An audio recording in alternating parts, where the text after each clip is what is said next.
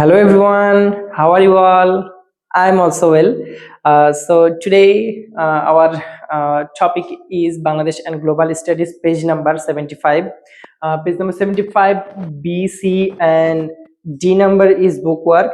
Uh, B number bookwork is let's classify the qualities of Mr. Kamal Ahmed in the table below.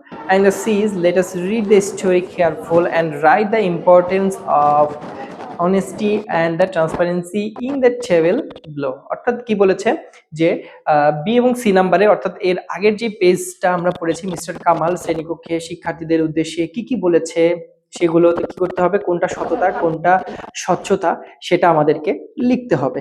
তো এই দুইটা হচ্ছে আপনাদের নিজেদের বুক ওয়ার্ক, সেটা আপনারা নিজেরা করবেন, এটা আমি আপনাদেরকে করে দেব না। এটা আপনারা নিজেরা করে আপনারা কি করবেন, আপনাদের নট পয়েন্ট স্টার্ট কিট যে গ্রুপটা আছে ওই গ্রুপে আপনারা প্রেজেন্টেশন হিসেবে ভিডিও আকারে দিবেন। এটা আমি আপনাদের কিন্তু দেখতে চাই।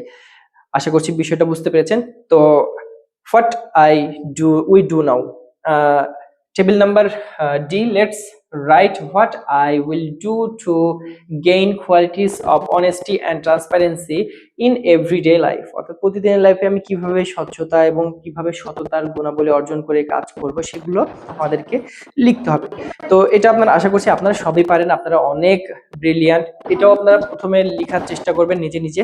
তাছাড়া আমি আপনাদেরকে এটার উত্তর আমি আপনাদের জন্য অলরেডি করে রেখেছি, সেটা আমরা একটু দেখে আসি। চলুন, যদি উত্তরটা আমরা যদি একটু দেখি, উত্তরটার এখানে ফার্স্ট অফ অল বলেছে,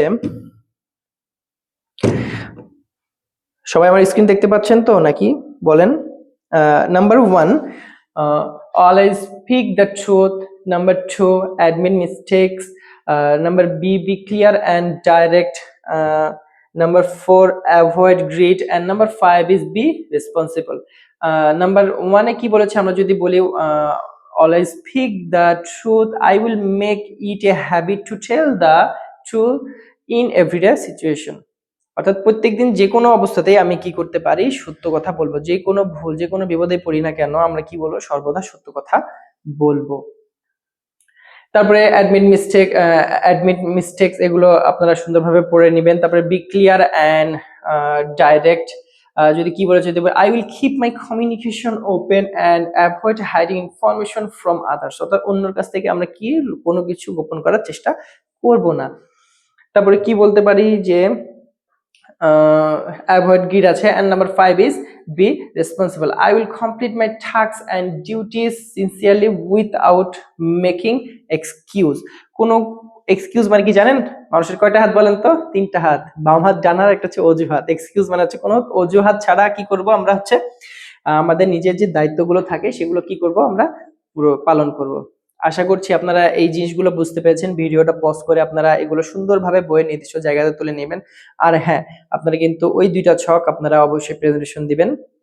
তো বিষয়গুলো সুন্দরভাবে আপনারা আয়ত্ত করতে পেরেছেন, আপনাদেরকে অসংখ্য ধন্যবাদ।